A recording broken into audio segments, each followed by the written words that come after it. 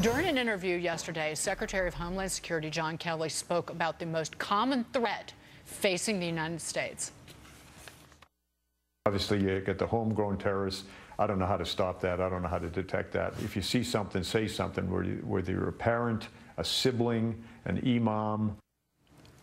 Joining me now is former CIA Director James Woolsey.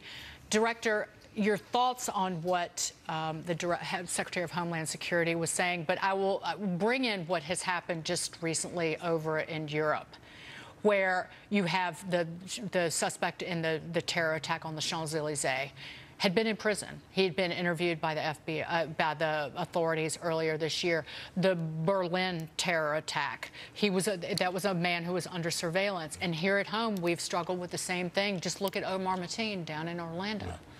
Surveillance and being on lists doesn't do the job. It's a necessary step, but this is not something that is going to be solved that way. What will solve it? Well, there will not be a single solution.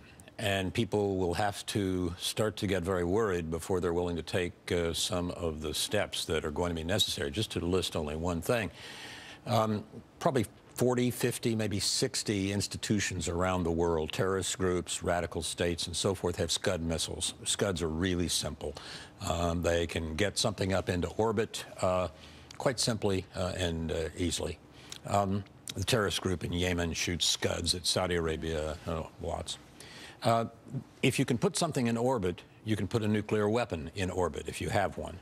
Now, that might be Iran in a very short period of time because we have continually opened the doors to Iran. It might be somebody else that Pakistan sells nuclear weapons to. It might be North Korea, which has nuclear weapons. If you put one in orbit, you can detonate it at any of a number of times, like, say, when it crosses the United States in the middle of the country. You detonate it when it's in orbit up there 40, 50, 60 miles, not real far. You can knock out the electric grid.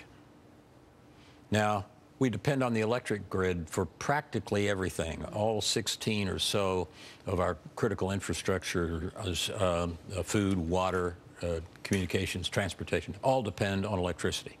So if the electric grid goes down for not just hours to days, the way it does in a thunderstorm, but months, weeks to months, you're back in a very primitive 19th century existence. And that's something terrorist groups are very close to being able to pull off. Well, and they're probably also paying attention to the Secretary's comments about not knowing what to do with homegrown terrorists. Even if you can prevent people from coming into the country to radicalize people here, you can't stop the information, the propaganda on YouTube, on the internet. I mean, so is there really a way to deal with this from an immigration perspective? I mean, how do you, what can you actually do? Is the Secretary right? There's just no solution here? You can pay a lot of attention to it. The New York Police Department, I think, back under Kelly and Rudy Giuliani several years ago, was doing a pretty aggressive, but I think very effective job of the so-called broken windows syndrome. Don't even allow broken windows. And they drew some criticism for that, but it was a very effective step to getting control of crime in New York. You can do things like that with respect to terrorists and, if not terrorists, people who come into the United States and have committed a crime at some time in their past. If you're quite vigorous, you'll probably pick some people up that are about to do something.